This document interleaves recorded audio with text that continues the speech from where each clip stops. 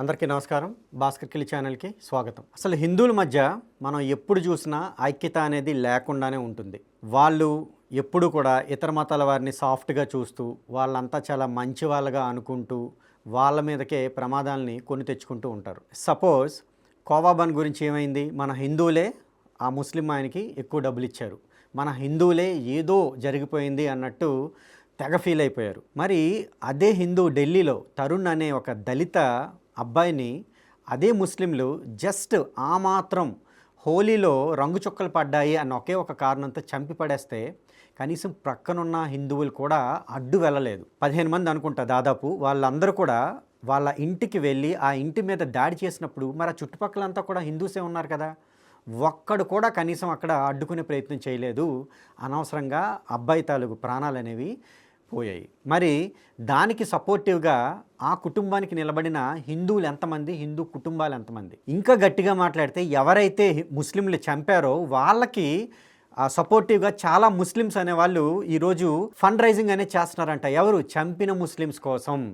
అంటే వాళ్ళలో ఎంత ఐక్యత ఉంది, మనలో ఎంత దారుణంగా ఐక్యత అనేది ఎందుకు లేదు? ఇదంతా మనం చూస్తేనండి, జాగ్రత్తగా అబ్జర్వ్ చేస్తే మనల్ని నడిపించే గురువులు అంటే హిందుత్వంలో ఉన్న గురువులు అనేవాళ్ళు ఎప్పుడైతే ఈ సెక్యులరిజం అనే పాట మొదలుపెట్టారో, వాళ్ళు మిగతా మతాలను ఎప్పుడైతే సాఫ్ట్గా చూడడం మొదలుపెట్టారో అప్పటి నుంచి వాళ్ళందరినీ కూడా అనుసరిస్తున్న సాధారణ హిందువుల పరిస్థితి ఇలా తగలడిందండి. ఒక్కసారి ప్రస్తుతం మన చుట్టూ ఉన్న ప్రవచనకారులు కానీ గురువులు కానీ ఏమంటున్నారో జస్ట్ 1-2 ఎగ్జాంపుల్స్ ఇస్తాను. మొన్న చాగంటి గారు ఏమంటారంటే, మన పరబ్రహ్మం అంటే వేదాలలో హయ్యెస్ట్ అథారిటీలో ఉన్న మన దేవుడు అనమాట, భగవంతుడు.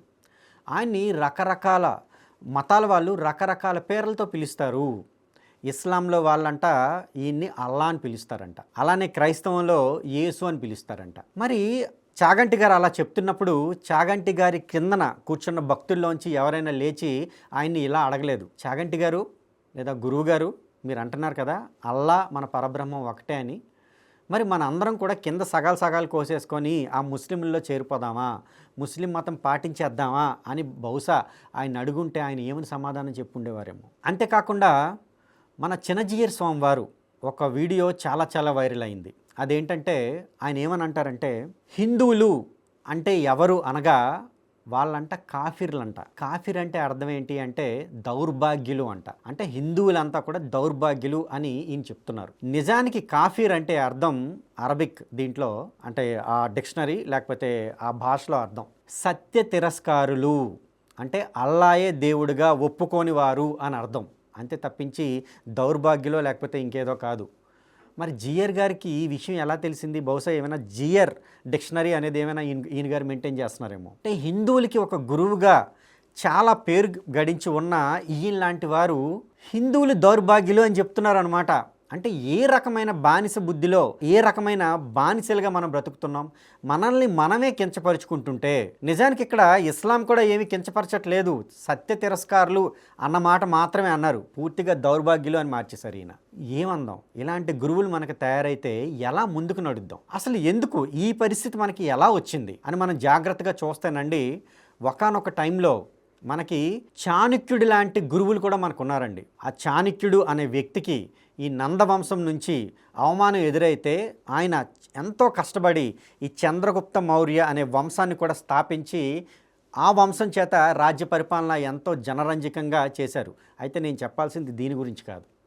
అదే సమయంలో గ్రీకుడైన అలెగ్జాండర్ ప్రపంచాన్ని మొత్తం జయిస్తూ మన భారతదేశంలోకి వస్తే ఎంతో చాకచక్యంగా అలెగ్జాండర్ని ఓడిపించి తిరిగి పంపించిన దాంట్లో ఈ చాణక్యుని తాలూకు పాత్ర కూడా ఎంతో ఉంది. అలా ఉండేవారు మన గురువులు ఆ కాలంలో. ఎవడొచ్చినా కానీ దేశభక్తి, అలానే మన సనాతన ధర్మం మీద భక్తి, ఇలాంటివన్నీ కూడా చాలా మనకు ఉండేవి.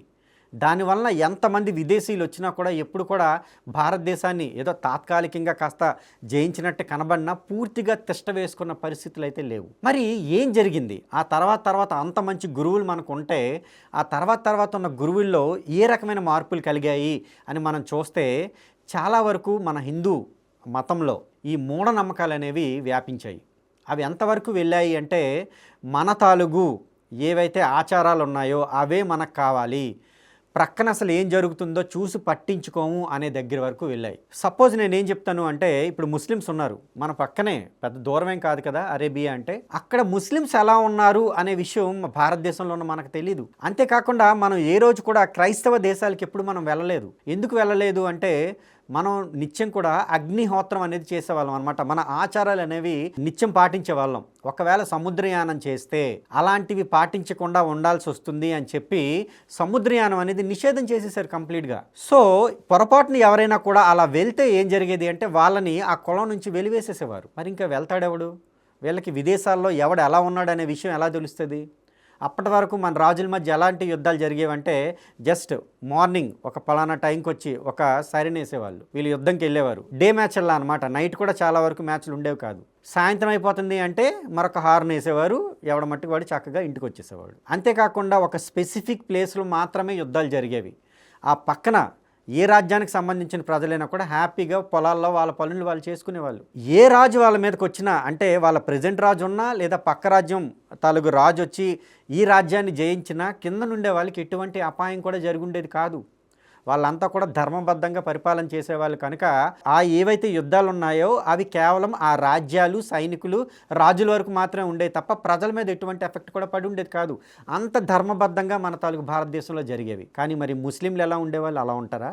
మరి క్రైస్తవులు ఎలా ఉండేవారు? అలా ఉంటారా? వాళ్ళు అన్యాయం, అక్రమం, దురాక్రమణ, దుర్బుద్ధి, అసలు ఒకటేంటి, ఎన్ని రకాల చెడ్డగుణాలు ఉన్నాయో అన్ని రకాల చెడ్డగుణాలతో వాళ్ళు యుద్ధాలు చేసేవారు. మనకు ధైర్యం తక్కువ లేదు, కానీ మనకున్నదంతా కూడా గుడ్డిగా మనం ఏదైతే చేస్తామో, ఇప్పుడు మనం అనుకుంటున్నాం కదా, మన మతం ఎలా ఉంటుందో అలానే ఇతర మతాలు కూడా ఉంటాయి, మన దేవుళ్ళు మనకి ఏం చెప్పారో అలానే ఇతర మతాల్లో ఉన్న దేవుళ్ళు కూడా అలానే చెప్పారని ఒక గుడ్డి నమ్మకంతో ఇప్పటికి కూడా చాలామంది హిందువులు బతికేస్తున్నారు. సో అప్పుడు కూడా మనం అలానే అనుకున్నారు. అంటే మన రాజులు, మనం ఎలా అయితే యుద్ధాలు చేస్తున్నామో అవతల రాజులు కూడా అలానే చేస్తారు, మనం ఎలా అయితే ధర్మబద్ధంగా ఉన్నామో వాళ్ళు కూడా అలానే ఉంటారని ఒక గుడ్డి నమ్మకం అంతే. సో వాడు యుద్ధంకి వచ్చేటప్పుడు వీళ్ళు మార్నింగ్ వెళ్ళేవాళ్ళు, యుద్ధం చేసి వచ్చిన తర్వాత అలిసిపోయి వీళ్ళు ఉంటే వాడు ఏం చేసేవాడు, నైట్ వచ్చేసి మొత్తం అందరినీ వేసేసేవాడు. అంతేనా? మొత్తం ఊర్లలో దూరిపోయి ఆడవాళ్ళని చెరిచేసి మొత్తం బంగారం అంతా తీసుకెళ్ళిపోయి పౌరులందరినీ చంపేసి లక్షల మందిని చంపేసేవాళ్ళు. మరి ఈ విషయంలో ఎవరిని తప్పట్టాలి? ముందుగా ఇలాంటి విషయాల్లో జాగరూకులు చేయని ఈ గురువుల్ని తిట్టాలా, లేకపోతే మందమతుల్లాగా మనం ఎలా ఉన్నామో అలానే అవతల వాళ్ళు కూడా ఉంటారు అనుకునే రాజుల్ని తిట్టాలా, లేదా ఇంకా గట్టిగా చెప్పాలంటే మన హిందువుల్ని తిట్టాలా? ఈ విధంగా చేసుకుంటూ కనీసం ముస్లిమ్స్ దగ్గర పాఠాలు నేర్చుకోలేదు. 800 సంవత్సరాలు దాదాపుగా మనం బానిసత్వం చేసాం.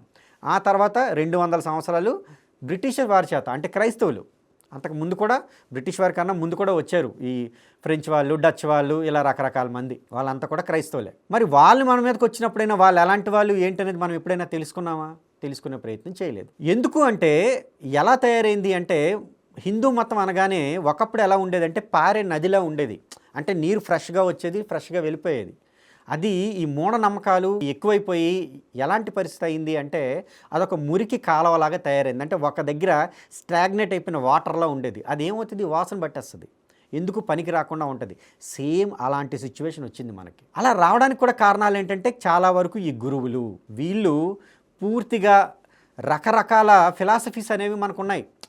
అన్ని ఫిలాసఫీలు మనకు ఉన్నాయండి. ఫిలాసఫీ వరకు మనం వెళ్ళొద్దు. సింపుల్గా ఒక విషయం నేను మీకు చెప్తాను. నిదానమే ప్రధానం, ఆలస్యం అమృతం విషం, ఈ రెండు మనకు చెప్పబడ్డాయి. కానీ ఇక్కడ మన విచక్షణ ఎక్కడ మనం వాడాలి అంటే, మన గురువులు విచక్షణ ఎక్కడ వాడాలి అంటే, ఆలస్యం అమృతం విషం అని ఎక్కడ చెప్పాలి, నిదానమే ప్రధానం అని ఎక్కడ చెప్పాలి. కానీ నేటి గురువులు ఏం చేస్తున్నారు, ఫాస్ట్గా రెస్పాండ్ అవ్వాల్సిన దగ్గర నిదానమే ప్రధానం అని చెప్తున్నారు. అస్సలు రెస్పాండ్ కాని దగ్గర ఏమని చెప్తున్నారు, ఆలస్యం అమృతం విషం అని చెప్తున్నారు. దానివల్ల మాత్రమే ఇప్పుడు ప్రాబ్లమ్స్ అన్నీ మనకి స్టార్ట్ అవడం మొదలెట్టాయి. అన్ని రకాల ఫిలాసఫీలు ఉన్నాయి. మనది చాలా వ్యాస్ట్ నాలెడ్జ్ ఉన్న సాంప్రదాయం లేదా ధర్మం. కానీ దేన్ని ఎక్కడ వాడాలనే మినిమం కామన్ సెన్స్ ఉండాలి కదా. అదే ఈరోజు మన గురువులందరికీ కూడా కోల్పోయామన్నమాట. వాళ్ళందరికీ కోల్పోయారు.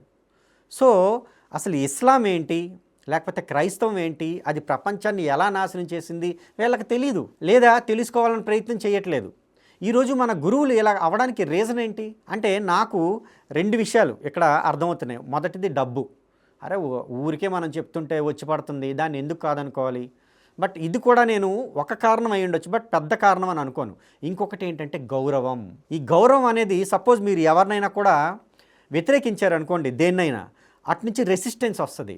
ఆ రెసిస్టెన్స్ వచ్చినప్పుడు అరే ఈ ఈ వయసులో లేకపోతే ఇంత ఎదిగి ఇంత జ్ఞానం మనం అవతల వాళ్ళకి పంచుతున్న టైంలో మనల్ని ఎవడో ఒకటి 2-3 మాటలు అంటే మనం ఎందుకు పడాలి, అదేదో మనం సాఫ్ట్గా చెప్పుకుంటూ వెళ్ళిపోతే మన జీవనం గడిచిపోద్ది కదా అన్న దగ్గర ఉన్నారు. సపోజ్ చాగంటి గారు సాయిబాబా గురించో లేకపోతే 1-2 ఏవో సామెతలు చెప్పినప్పుడు ఆయన మీద కొంతమంది జనాలు ఇలానే వైల్డ్గా రియాక్ట్ అయ్యారు. ఆయన క్షమించండి అని చెప్పాల్సి కూడా వచ్చింది. కానీ ధర్మం అనేది మనం చూసుకుంటే ధర్మానికి మనం ఎలా అయితే అంటే సపోర్టివ్గా నిలబడేటప్పుడు డెఫినెట్గా రెసిస్టెన్స్ అనేది వస్తుంది. అక్కడ ధర్మమా కాదా అనేది చూసుకోవాలి తప్ప ఏదో మన నడక సాగిపోతుంది లేదా మన జీవితం సాగిపోతుంది మనం ఎందుకు మాటలు పడాలి అనుకునేటప్పుడు అక్కడ గురువు ఉండి లాభం ఏంటి? ఇక్కడ కూడా ఒక మనిషికి 2 రకాల సహాయాలు అనేది గురువు నుంచి అవసరం పడుతుంది. ఒకటి ఆధ్యాత్మిక అంటే స్పిరిచువల్ వే, అంటే తను ఒక జీవితాన్ని ఎలా గడపాలి లేదా గడపడానికి ఎలాంటి జీవన విధానాలు అంటే అవలంబించాలి అనే విషయం దగ్గర ఈ స్పిరిచువల్ వేలో దానికి మన శాస్త్రాలు ఈ ధర్మాలు ఇవన్నీ ఉపయోగపడతాయి. ఎస్, ఆ విషయాల్లో వాళ్ళు పర్ఫెక్ట్గా చెప్తున్నారు. కానీ సమాజంలో మనం ఎలా నడవాలి, మనల్ని ఏ మతాలు మింగేయాలని చూస్తున్నాయి, ఏ మతాలు మనలో చొరబడి మనల్ని చంపేయాలని చూస్తున్నాయి లేదా మన మతాన్ని నాశనం చేయాలని చూస్తున్నాయి, మన ధర్మాన్ని అధర్మం మొత్తం మింగేయాలని చూస్తుంది, ఇలాంటి విషయాలన్నీ కూడా చెప్పాల్సింది ఎవరు, దారి చూపాల్సింది ఎవరు? గురువులు. బట్ సరిగ్గా అక్కడే వీళ్ళు ఫెయిల్ అవుతున్నారు. వాళ్ళు ఫెయిల్ అవ్వడమే కాదు, ఈరోజు వాళ్ళు ఫెయిల్ అయింది కాక వాళ్ళ కిందనున్న పూర్తిగా ఈ శిష్యులు అంటే సాధారణ హిందువులకు కూడా అదే సెక్యులర్ జబ్బు అంటిస్తున్నారు. ఈరోజు ఏ గురువుమైనా మాట్లాడితే అందులో నిజం ఎంత అబద్ధం ఎంత అంటే ఒక గురువుని ఏదైనా కానీ మనం ఏమండి మీరు ఇలా చేస్తున్నారని అడిగితే దాంట్లో నిజం ఎంత అబద్ధం ఎంత అని చూసేవాడు లేడు. అరే మా గురువు అంత పెద్దోడు, అంత తోపు, ఎంత తురుము, ఆయన అనేటి అంత తోడు అయిపోయేవా అంటే ఆయన అంతటోటి అవ్వాలి అంటే ఆయన అంత పైకి రావాలా ఏంటా? ఒక విషయాన్ని మంచా చెడా అని చెప్పడంలో మిగతా వాటితో ఏంటి సంబంధం? ఇంకొంతమంది అంటారు నువ్వు వేదం చదివేవా, ఉపనిషత్తులు చదివేవా, పురాణాలు చదివేవా, వీటికి దానికి ఏంటి సంబంధం? కామన్ సెన్స్ ఒక విషయం మనకి ఉపయోగపడుతుందా లేదా? అంటే ఒక గురువుని ఒక విషయంలో మనం ఖండిస్తే దాని అర్థం గురువుని పూర్తిగా మనం ఖండించినట్టు కాదు కదా, ఆయన అగౌరవపరుస్తున్నట్టు కాదు కదా. ఆ విషయం వరకు మాత్రమే మనం ఒకసారి ఇది చూసుకోండి అని మనం చెప్తున్నాం. అలా మనం ఒక్కొక్కటి చెక్ చేసుకుంటూ వెళ్తేనే కదా మనం నిలబడేది, కాల పరీక్షలో మనం ముందుకెళ్ళగలిగేది. అలా చేయకుండా ఉంటే అల్లా దగ్గరికి వెళ్ళిపోదాం అంటున్నారు చాగంటి గారు, లేకపోతే దౌర్భాగ్యులు అంటారు మన చిన్నజీయర్ వారు. అసలు గరికపాటి గారి గురించి అయితే నేను మాట్లాడను, ఎందుకంటే ఆయన నోరు ఎలా తిరుగుతుందో తెలియదు, ఆయన ఎలా మాట్లాడతాడో ఆయనకే అర్థం కాదు. అంటే ఈ గరికపాటి గారి లాంటి వాళ్ళని చూస్తాను నాకేమనిపిస్తుంది అంటే కూర్చున్నారు కదా ఏదైనా చెప్దాం మనదేం పోయింది అన్నట్టుగా ఉంటాయి ఆయన మాటలు. ఏది పడితే అదే మాట్లాడేస్తుంటాడు ఆయన. చెప్తారు ఆయన శాస్త్ర పరిజ్ఞానంలో నేను ఎటువంటి అభ్యంతరం కూడా చెప్పట్లేదు, కానీ హిందూ మతాన్ని ఎలాంటి అవహేళన చేసేటట్టు ఇతర మతాలను పొగుడుతూ ఇతర మతాల్లోకి మీరు వెళ్ళడమే కరెక్ట్ అన్నట్టుగా ఆయన మాట్లాడుతుంటాడు అనమాట. ఈయననే కాదు ఈ గురువులంతా కూడా. దానివల్ల ఏమి లాభం? అసలు మీరు ఈరోజు ఉన్నారు అంటే దానికి కారణం హిందూ మతం కాదా? ఇదే నాశనం అయిపోతుంటే మీరు మా జీవితాలు బాగుండాలి, మేము సుఖంగా వెళ్ళిపోవాలి ఇది కోరుకున్నప్పుడు ఇంక మీరు గురువుల కింద ఎలా నిల్చుంటారు? అసలు మీకు గౌరవాలు అవన్నీ మీకు ఎందుకు? ఈరోజు పీఠాధిపతులను చూస్తున్నాం, ప్రవచనకారులను చూస్తున్నాం, వీళ్ళందరూ చేసే పని ఇదే. వీళ్ళకున్నంత ఈగోలు ఇంకెవరికి ఉండవు, వీళ్ళకున్నంత ద్వేషాలు ఇంకెవరికి ఉండవు, వీళ్ళకున్నంత అవలక్షణాలు అవగుణాలు ఇంకెవ్వడికి ఉండవు. సాధారణమైన వాడికి అనవసరంగా మాట్లాడుతుంటారు, అనవసరంగా ఇంకొన్ని తిడుతుంటారు, అనవసరంగా ఇంకొక సాంప్రదాయం మీద మాట్లాడతారు. ఎవడికొచ్చింది, దేనికొచ్చింది? అసలు సమాజంలో వీళ్ళు ఉన్నారా? సమాజాన్ని చూస్తున్నారా? ఏ రోజు ఒక హిందువుని ఎవరన్నా చంపేస్తే దాని గురించి మాట్లాడడానికి ఒక్కడు రాడు. ఏ రోజు ముస్లింలు వచ్చి మన హిందువుల మీద పడితే ఒక్కడొచ్చి మాట్లాడడానికి రాడు. అల్లా మన పరబ్రహ్మ ఒక్కడే అంటాడు ఒక ఆయన. లేకపోతే అసలు మహమ్మద్ ఎంత మంచోడు, ఆయనకున్నంత శాంతి ఇంకెవరికి ఉంటుంది అని అంటాడు. అంటే మరి మన వాళ్ళందరూ ఏమయ్యారు? మన దేవుళ్ళందరూ ఏమయ్యారు? మనం దేవుళ్ళందరినీ ఉండ చుట్టేసి వెళ్ళిపోదాం అందులోకి.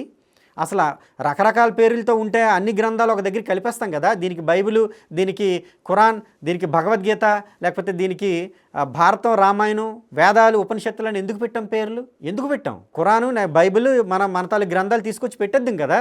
ఏదో ఒక మతంలో కలిసిపోయి ఉండేవాళ్ళం కదా, లక్షణాలు ఒకటే అయితే. పచ్చిగా చెప్పాలి అంటే ఇది ఎలా ఉందంటేనండి, రకరకాల పేర్లతో పిలుస్తున్నాం అంటే పక్కింటి వాడు మన్నా అన్న ఒకడే అని మనం చెప్తున్నట్టు ఉంది. నిజమా? అంటే వాడు మనిషి, వీడు మనిషి, వీడికి కూడా తల మీద వెంట్రుకలు ఉన్నాయి, మీసం ఉంది, మాట్లాడతాడు, వీడు మాట్లాడతాడు. సపోజ్ పేర్లు కూడా ఒకటే అనుకోండి, అంటే వాడిని తెచ్చేసుకొని మన ఇంట్లో పెట్టేసుకుంటామా? ఒక మనిషి ఉన్నాడు అంటే ఇంకొక మనిషితో కంపేర్ చేస్తే 10 అయితే 10, 100 అయితే 100, అన్ని లక్షణాలు సరిపోలితేనే కదా ఆ మనిషితో ఈ మనిషిని మనం కంపేర్ చేస్తాం. పక్కింటోని మన ఇంట్లోకి రప్పించినప్పుడు పక్కింటి గ్రంథంలో ఉన్న దేవుడిని మన దేవుడిని ఎలా అంటాం? ఆ లక్షణాలు వేరు కదా. ఇక్కడ ఎలా కంపేర్ చేస్తున్నాం, అక్కడ కంపేర్ చేయాలి కదా. కంపేర్ చేయాలంటే ఏంటి? గ్రంథం తీసుకోవాలి, ఈ మన గ్రంథం తీసుకోవాలి, ఒక్కొక్క లక్షణం ఏముందో చూడాలి. మనకు లక్షణాలు అంటే కంప్లీట్గా మన వేదాలు తీసుకోవాలి. వేదాల్లో చెప్పని పరబ్రహ్మానికి ఉన్న లక్షణాలు ఏంటి చూడాలి. ఖురాన్లో ఉన్న అల్లాకి చెప్పని లక్షణాలు ఏంటో చూడాలి. ఒక్కొక్కటి టిక్ పెట్టుకుంటూ వెళ్ళాలి. అప్పుడు కదా తేలుతుంది ఇద్దరు వేరువేరు దేవుళ్ళని. అలాంటప్పుడు వేరువేరు పేర్లతో పిలుస్తారని మీరు ఎలా చెప్తారు? మీరు ఏమైనా ఏ రోజైనా చదివారా? చదవకుండా అబద్ధాలు చెప్పడం ఏంటి? మీరు ఎప్పుడైతే అబద్ధాలు చెప్పారో మీరు గురువు కింద అసలు పనికిరారనే కదా అర్థం. పక్క మతాల వారు వచ్చి మనల్ని చంపేస్తుంటే ఆ దేవుడు మన దేవుడు ఒకడే అని చెప్తూ మీరు హిందువుల్ని ఎంత నాశనం చేస్తూ ఎంత దుంపతెంచుతుంటే మీరు ఇంకా గురువులుగా ఎలా అర్హులు? హిందుత్వం అంతా నాశనం అయిపోయిన తర్వాత ఇంక మీరుండి లాభం ఏంటి? ఈరోజు నిజం చెప్తున్నానండి, ఈ గురువులు అనేవారు ఎలా తయారయ్యారంటే మార్గదర్శనంకి అసలు పనికి రావట్లేదు. ఇక్కడ ఇంకొక విషయం కూడా చెప్తున్నా. ఈరోజు సోషల్ మీడియాలో యాక్టివ్గా ఉన్న వాళ్ళ గురించి చెప్తున్నాను. చాలామంది చాలా రకాలుగా మంచి వాళ్ళు ఉండే ఉంటారు. మనకి ఎప్పుడన్నా ముందుకు వెళ్ళడానికి, మార్గదర్శనం చూపించడానికి, మనకి జ్ఞానం నేర్పడానికి ఉన్న గురువులు అయితే ఓకే. కానీ మన తాలూకు మతాన్ని హరించడానికి లేదా మన తాలూకు నాశనాన్ని కోరుకునే గురువులు ఉంటే మనకొద్దు. అందుకే నేను అనేది ఏంటి అంటే, ఈ గురువులు ఇప్పుడున్న ప్రస్తుతం మనకి కనబడే వీళ్ళంతా కూడా మార్గదర్శనం చేసే గురువులు కాదు, మనకి గుదుబండల్లా తయారయ్యారు వీళ్ళు, మనల్ని వెనక్కి లాగేలా తయారయ్యారు వీళ్ళు. కనుక నేను చెప్పేది ఏంటి అంటే, వీళ్ళ దగ్గర మనకి ఆధ్యాత్మిక పరమైన, స్పిరిచువల్ పరమైన విషయాలన్నీ కూడా తెలుసుకుందాం. అంతవరకే ఈ గురువుల తాలూకు ప్రాముఖ్యత అనేది ఉంచుదాం. వీళ్ళు మనం వింటున్నాం కదా అని మిగతా ఏదైనా ఇతర విషయాలు, సమాజంలో మనం బతకడానికి మిగతా విషయాలు, ఎస్పెషల్లీ ఇతర మతాల గురించి చెప్పే సొల్లంతా కూడా ఎక్కడ వింటారో అక్కడిది ప్రక్కన పెట్టేద్దాం. నిర్మమాటంగా చెప్తున్నానండి నేను ఈ విషయం. ఇందులో దాపరికాలు లేవు, ఉన్నది ఉన్నట్టు చెప్తున్నాను. ఎందుకంటే హిందువులు బ్రతకాలి, హిందువులు ఈ దేశంలో విక్టిమ్స్, ఇతర మతాల వారు అధికారం కోసం కేవలం హిందువుల మీద పడుతున్నారు, వాళ్ళని నాశనం చేస్తున్నారు అని నేను ప్రత్యక్షంగా చూస్తున్నాను. కనుక నేను ధైర్యంగా ఈరోజు మాట్లాడుతున్నాను. నాకు ఎవరితో ఎటువంటి లాలు చెల్లు లేవు. హిందుత్వానికి ఎవరు సహాయపడతారో వాళ్ళందరికీ కూడా చేతులెత్తి దండం పెడతాను. హిందుత్వానికి ఎవరు నాశనం చేస్తున్నారో మీకు ఒక దండం అంటాను.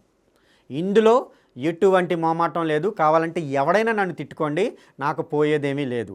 నేను ఉండేది హిందువుల గురించి అంతే తప్ప నాకు ఆ గురువులు లేకపోతే ఈ సాంప్రదాయాలు నాకు అవసరం లేదు. హిందువులు నాకు కావాల్సిన వాళ్ళు, వాళ్ళ మీదకి ఏం వస్తుందో దాని మీద మాత్రమే పోరాడతానని మరొకసారి చెప్తూ అందరికీ నమస్కారం అండి. జై హింద్.